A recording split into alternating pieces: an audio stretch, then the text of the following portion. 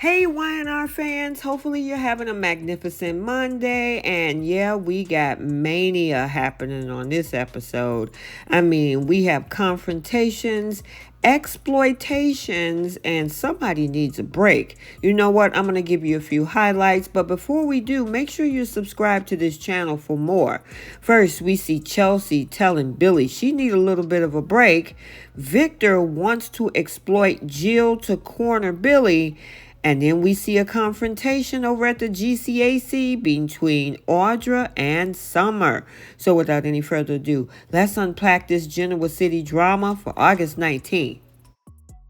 So picture this, the trouble over at the GCAC. Yes, we talking about where we got Audra, Nate, and Kyle. And it's like a power trio, except, oh wait, there's no power. Just a lot of distrust and silent eye rolling.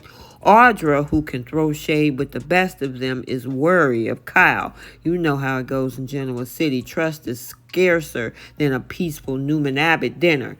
Now, Kyle and Audra take their little tete-a-tete across the room, I guess to avoid spilling all their business for the whole club to hear. But who are they kidding? I mean, gossip travel faster than an Uber in this town.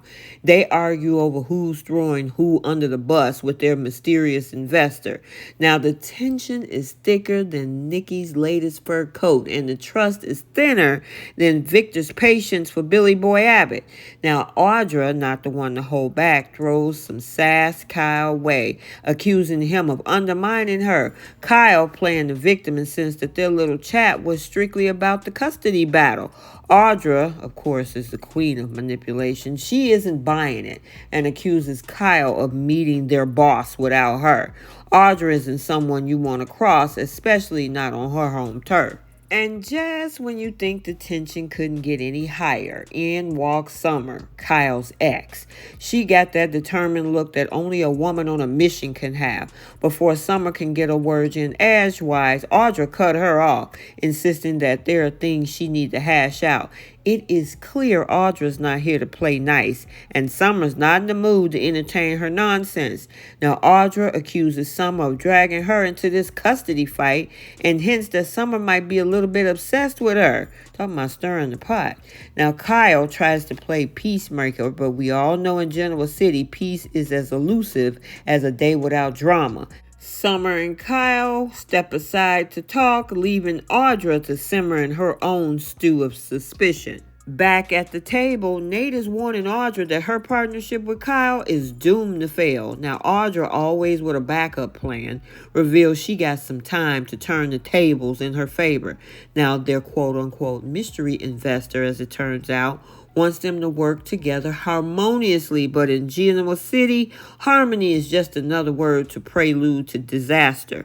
Now, Nate, playing detective, has a hunch about the identity of the investor. It's none other than Victor Newman. Now, Audra tried to brush it off as a conspiracy theory, but Nate got a point. Using Kyle as a pawn against Jack seems like a classic Victor move, and of course he would know. He dug in that ditch twice. After swearing him to secrecy, Audra confirmed his suspicions. She admitted that she thought that she could manage Victor's ulterior motives. Yeah, I don't know why she figured that, but realized that she caught in her crossfire of a whole Newman and Abbott proxy war. So now we go back over to Kyle and Summer. They're having their own little heart-to-heart in the lounge. Now, Summer is fiery as ever, apologizing for their last spat. Now, Kyle admits they both know how to push each other's buttons, and oh boy, do they ever. The conversation quickly turns to Audra, with Summer expressing her deep distrust of her. She doesn't understand how Kyle can be so blind to Audra's manipulations, especially after everything that happened. Now, Kyle tries to defend his decision, saying, look, it's just a job. But Summers, yes, she's not convinced. She's worried about their son being around Audra and frustrated how Kyle can't see the danger. It's clear she senses something is off and she's not about to back down. Let's talk about another Newman, because over at Newman Enterprises, Michael meets with Victor Newman to report on Billy's activities. Now, Victor is itching for some dirt on his least favorite Abbott, but he got nothing juicy to offer. However, He's dug up something else that might pique Victor's interest. Jill has relinquished control of Chancellor and is in London for cardiac treatment.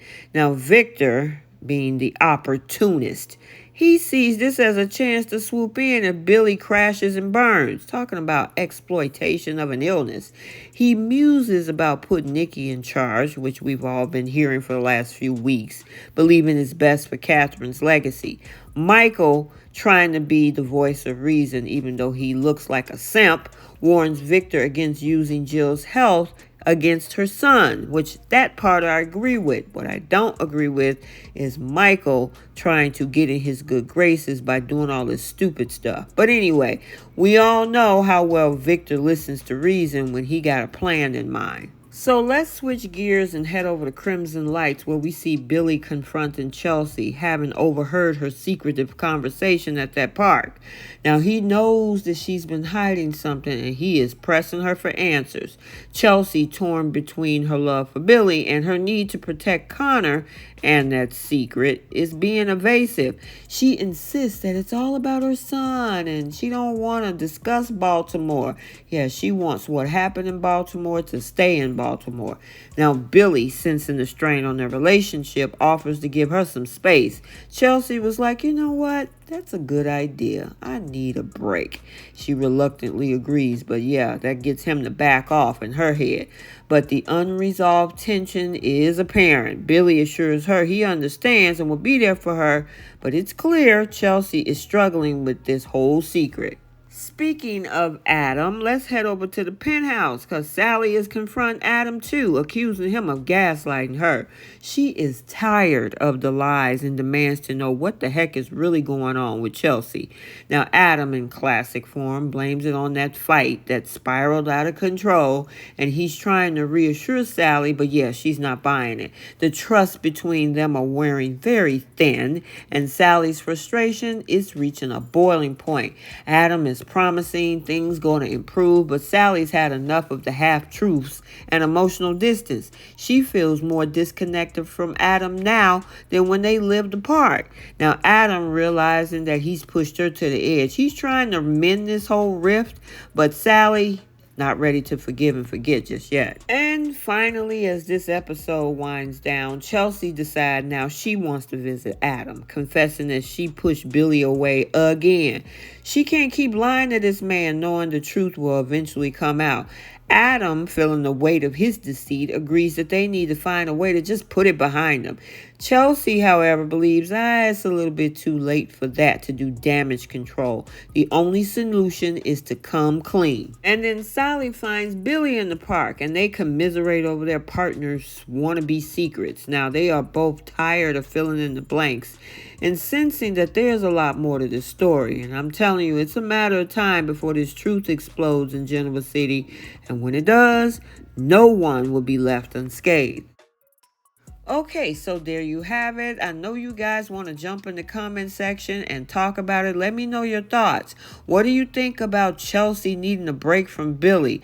Yeah, I know Billy is saying he's going to give her a break, but he's going to push. I know he is. And by the end of this week, she's probably going to end up spilling the tea. Also, Victor wants to exploit Jill's illness to get to Billy. Yeah, I'm telling you, Michael, why did you do that? But of course, you a simp trying to get in his good graces with that information. And he still said no. Your betrayal has not been gotten past yet. But that's what you get. And then Summer and Audra and this whole confrontation, Summer is just relentless at this point. Audra said, I'm not even nowhere thinking about your son. I never met you. I don't really know you like that or your son. I think you're obsessed with me and you need to get your head on straight. And you know what, Audra, in this instance, I do agree. Also, make sure that you check out and stick around for the Bold and the Beautiful recap. Oh boy, we got that doggone follow-up to Friday, bottom falling out of the soap world when Luna kissed Bill. Yeah, well, he's going to have a gobsmacked reaction to what happened after that kiss. So we got to stay tuned for that.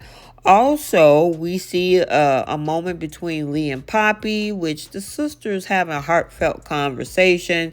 And then Taylor, yeah, she probably makes her way up to Forrester Creations, and Ridge and Brooke are definitely going to be surprised to see her. Make sure you like, comment, and subscribe. Turn on your notifications so you're notified every time a video is posted. Till the next one, we'll see you all soon. And I am T from Soap Corner Talk. Bye, Soapies.